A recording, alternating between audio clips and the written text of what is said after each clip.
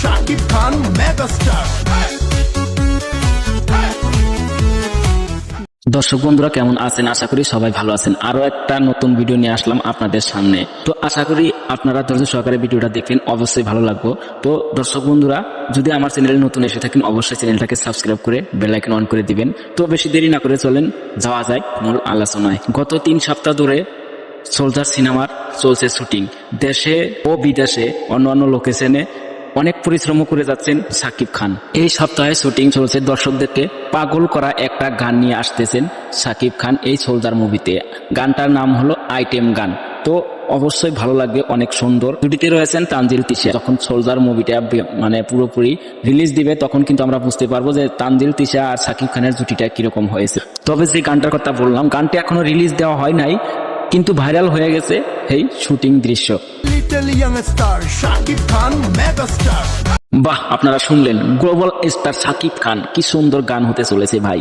তবে এটা বোঝা যাচ্ছে যে শাকিব খানের এই গানের শুটিংটা ভাইরাল হয়ে যাওয়ায় আলো, পোশাক এগুলো দেখে দর্শকরা হতবাক হয়ে গেছে।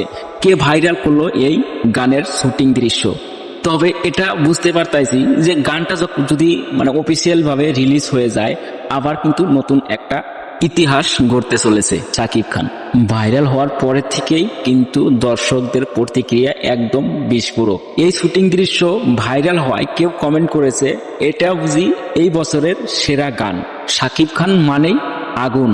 কমেন্ট সেকশন ভর্তি হয়ে গেছে দর্শকদের কমেন্টে। দর্শক অপেক্ষা করে আছে যে কখন এই গানটা রিলিজ দিবে। এই গানটির মিউজিক করেছে প্রীতম হাসান। এই গানটির ডান্স ডাইরেক্টর নাকি ভারত থেকে নেওয়া হয়েছে। এখন প্রশ্ন একটাই যে এই শাকিব খানের এই গানটা ফাঁস হওয়ার কারণ এটাই কি যে হয়তো গানটা প্রমোশন করা হচ্ছে, নাকি কেউ শুটিং এর থেকে কেউ শুট করে শুটিং দৃশ্যটা ভাইরাল করে দিয়েছে? যাই হোক, সোলজার সিনেমা এখন থেকে কিন্তু আলোচনার কেন্দ্রবিন্দু। যাই হোক, গানটি যদি পূর্ণভাবে রিলিজ হয় এটা বোঝা যাবে যে শাকিব খানের আরো নতুন করে ইতিহাস গড়তে চলেছে। আপনারা কি বলেন? ফাঁস হওয়া এই গানটা প্রমোশন না কেউ ভাইরাল করে দিয়েছে? কমেন্ট করতে ভুলবেন না। কিন্তু ভিডিওটি যদি ভালো লাগে অবশ্যই আমার চ্যানেলটা সাবস্ক্রাইব করে দিতে পারেন।